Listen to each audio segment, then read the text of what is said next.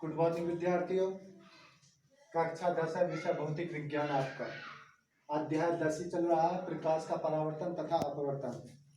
पहली वीडियो में मैं आपको परावर्तन का नियम समझा चुका हूँ, प्रकाश का परावर्तन समझा चुका हूँ, उसके नियम रह रहे थे। अब उसके नियम बता रहा हूँ आपको। ये आपका कोई एक समतल दर्पण है, इधर से प्रकाश की किरण डाली जो आपतित किरण है। अगर हम इधर से कोई प्रकाश की किरण डालते हैं उसे कहते हैं हम आपतित किरण। वो इधर जा यहाँ पे टकराने के बाद परावर्तित हो जाती है, ठीक है, उसे कहते हैं परावर्तित किरण। जो यहाँ पर टकराती है वहां पर होता है आपका आपतन बिंदु, यहाँ से डॉट डॉट करके डाला अभिलंब। जो इधर से गई अभिलंब का इधर का आई जो कोण बना वो बना आपतन कोण, आपतित किरण के कारण। परावर्तित किरण के कारण आर बराबर बना आपका परावर्तन कोण। देखिए कैसे बना, मैं आपको एक प्रैक्टिकल करके बता रहा हूँ।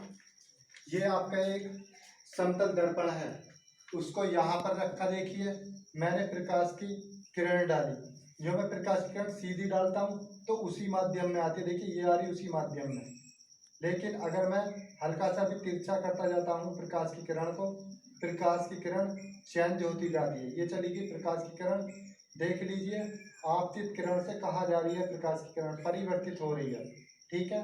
यहाँ से टकराई, यहाँ से टकराने के बाद इधर को जा रही है तो वो हो रही है आपकी परिवर्तित, ठीक है। प्रथम नियम जो डिफाइन करता है आपका आपतन कोण और परावर्तन कोण दोनों क्या होंगे, बराबर। आपतन कोण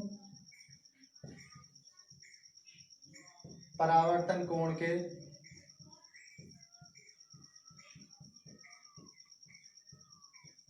बराबर होता है, ठीक है। पहला पॉइंट बिल्कुल क्लियर हुआ, आपतन कोण परावर्तन कोण के बराबर होता है। दूसरा देखिए आपतित किरण, आपतित किरण परावर्तित किरण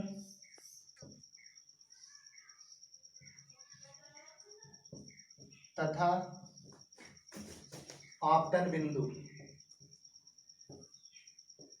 आपतन बिंदु पर अभिलंब एक ही तल में मिलते हैं। देखिए क्या हुआ, आपतित किरण, ये आपकी आपतित किरण, परावर्तित किरण तथा आपतन बिंदु पर अभिलंब क्या हुआ, एक ही तल में मिले। ये एक ही तल में मिले, आपतित किरण, परावर्तित किरण, आपतन बिंदु अभिलंब पर कहाँ, एक ही बिंदु पर एक ही तल में मिले, ठीक है। उसके बाद आपका आता है दर्पण। दर्पण होता क्या है, दर्पण आपके तीन प्रकार के होते हैं। एक होता है आपका समतल दर्पण। समतल दर्पण देखिए जो हम यूज करते हैं, ये है आपका समतल दर्पण जिसमें हम अपना फेस देखते हैं। ये होता है आपका समतल दर्पण, आपको प्रयोगशाला में दिखाए जाएंगे। ये दो दर्पण दे रखे हैं, इसका तल देखिए दबा हुआ है, इसका तल दबा हुआ है। जिसका ये वाला पृष्ठ दबा हुआ होता है उसको हम कहते हैं अवतल दर्पण, और जिसका तल उभरा हुआ होता है, इसका तल देखिए उभरा हुआ है, जिसका तल उभरा हुआ होता है उसे कहते हैं हम उत्तल दर्पण। एक बात और, जो ये दर्पण होते हैं, पॉइंट नोट करने की बात यह है, जो दर्पण होते हैं इन पे जो कलाई होती है, इन पे जो ये हमें बिल्कुल डार्क चांदी के सा कलर दिख रहा है, यहाँ पे जो पीछे करते हैं हम, पीछे इसमें आपको एक चांदी या पारे का पेंट परत चढ़ा दी जाती है। उसके बाद ऑक्साइड की, लाल ऑक्साइड की एक परत और चढ़ा दी जाती है, क्योंकि पारा या तांबा, जब हम पारा और चांदी, गलत बोल गया था मैं, तांबा, पारा और चांदी की जो परत चढ़ाई जाती है उसको इसलिए नहीं रखने देते, उसके ऊपर ऑक्साइड की परत इसलिए चढ़ाते हैं, अगर उस पर कोई हल्की सी वस्तु लग जाए तो वो हट जाती है वहां से, फिर आपका सिंपल दर्पण बन जाता है, सिंपल कांच बन जाता है। इसी वजह से उसमें एक लाल ऑक्साइड का परत चढ़ा दी जाती है। देखिए यहाँ पे बात चलती है आपकी किसकी, दर्पण की। दर्पण किसे कहते हैं, ठीक है। देखिए दर्पण किसे कहते हैं। बात आती है दर्पण की, एक गोल खोखला कांच, क्या, गोल खोखला कांच, उसको बीच से काट दिया गया। क्या करा, बीच से काट दिया गया। तो आपके दो भाग बने, एक तो ऐसा और एक ऐसा। अगर हमने इधर से पेंट किया, इधर से कलर किया, तो ये बना आपका क्या, उत्तल दर्पण। क्यों, इसका पृष्ठ क्या है, उभरा हुआ है। अगर हमने इधर से पेंट किया तो आपका बना अवतल दर्पण।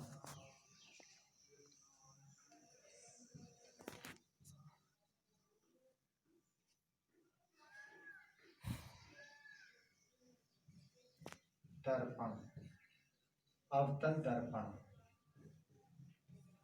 ठीक है। देखिए दर्पण किसे कहते हैं, बात दर्पण की आती है। वे दर्पण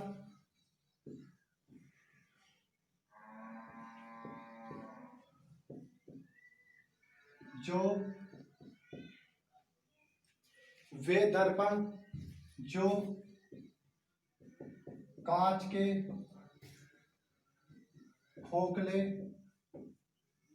मैंने आपको यहाँ पे बताया था, आपको कांच के खोखले गोले के दो भाग, कांच के खोखले गोले को के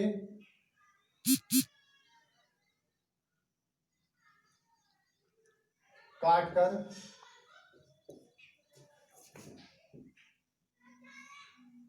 दो भाग बनाए जाते हैं।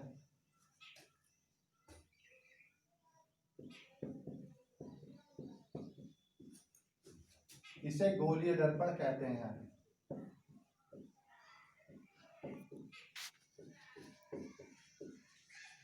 आपको मैं बता चुका हूं, एक खोखला गोला लीजिए, ये खोखला गोला है, इसके दो भाग तोड़ दिए, यहां से आपको गोलीय दर्पण बन गए, उत्तल दर्पण, अवतल दर्पण। लेकिन दर्पण जो होते हैं वो तीन प्रकार के होते हैं। एक तो होता है आपका समतल दर्पण, एक होता है आपका उत्तल दर्पण,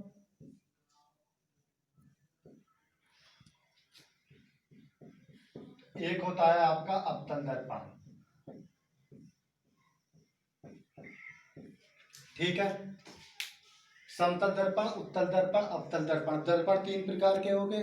दर्पण में जो बात आती है आपकी, पहली हेडिंग आती है समतल दर्पण। देखिए आपको मैं तीनों दर्पण दिखा चुका हूं, अभी उसके बारे में बताऊंगा आपको। समतल दर्पण की जो परिभाषा होती है, एक और, समतल दर्पण की जो परिभाषा होती है, एक और पॉलिश किया गया कांच की समतल प्लेट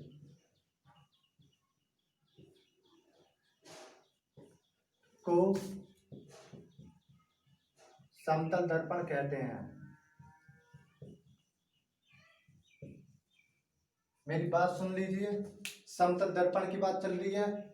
एक और पॉलिश किया गया कांच की समतल प्लेट, क्या करा, पॉलिश कर दी कांच की समतल प्लेट पर, वो हो गया आपका समतल दर्पण।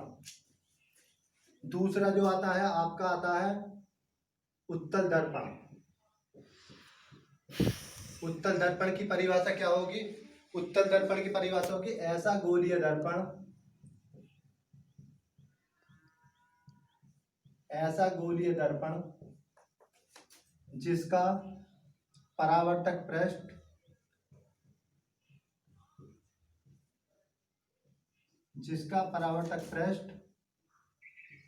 ऊपर की ओर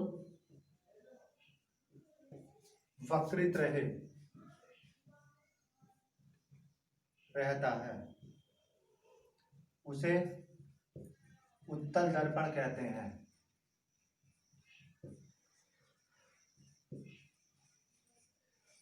उसके बाद आता है आपका अवतल दर्पण। अवतल दर्पण की परिभाषा सेम ऐसी होती है, उसका परावर्तक पृष्ठ नीचे की ओर होता है। ऐसा गोलीय दर्पण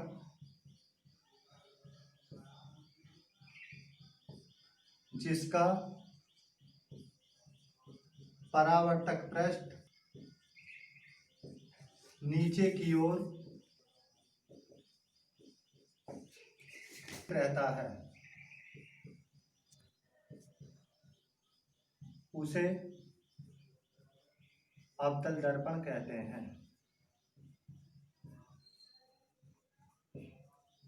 दोबारा से समझ लीजिए। समतल दर्पण, ये हुआ आपका समतल दर्पण। एक और पॉलिश किया गया कांच की समतल प्लेट, कांच की समतल प्लेट, इसके पीछे जो है पॉलिश कर दी जाती है, उसे क्या कह देते हैं हम? समतल दर्पण। ठीक है, परिभाषाओं को बिल्कुल आराम से समझे। उत्तल दर्पण ऐसा गोलीय दर्पण, देखिए ये रहा ऐसा गोलीय दर्पण जिसका परावर्तक पृष्ठ, देखिए इसका परावर्तक पृष्ठ ऊपर की तरफ उभरा हुआ है। आपको वीडियो में दिखाई नहीं देने का, जिसका परावर्तक पृष्ठ देखिए बाहर की तरफ उभरा हुआ है, उसे क्या कहते हैं?